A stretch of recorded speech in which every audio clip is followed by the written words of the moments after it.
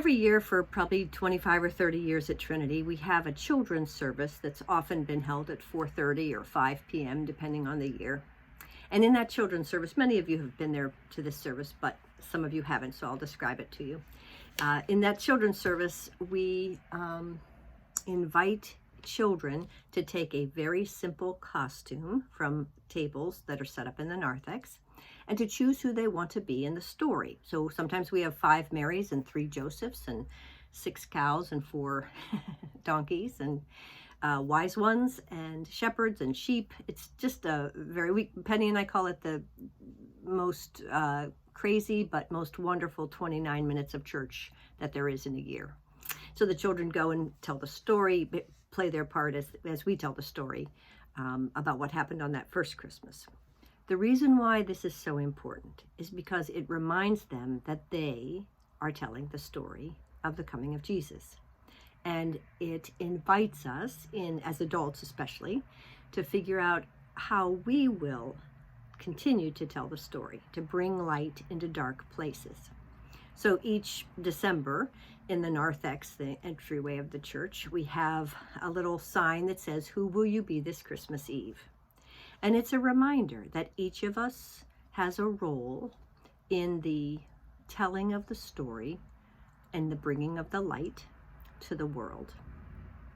And that it's not enough to just hear the story as something that happened a long time ago.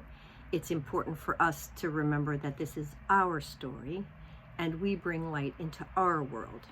This is a very dark year with lots of sadness and pain and loss, lots of changed up, switched out losses. And so I want to encourage you to ask yourself the question, how will you participate in being the light? How will you participate in bringing the story of Christ to the world around you? I want to share a beautiful benediction that Brad and I often use on Christmas Eve because it reminds us of all the different attributes of the different characters in the story. I'll read it to you.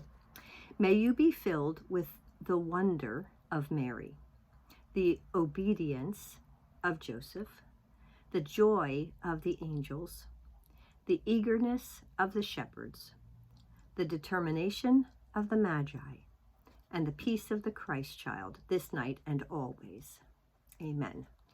That was written, I think, by a guy named Ray Pritchard. And it's a beautiful reminder that each character brings something different in telling the story, but that each part of the story is our part and invites us to participate anew in the telling of the story, in the living out of bringing the light to the world. So that's it. I encourage you during this really dark, challenging time when there are so many losses and so many challenges to be the light. Think of ways that you can reach out in love to those who are in your world. So take good care and I'll talk to you soon.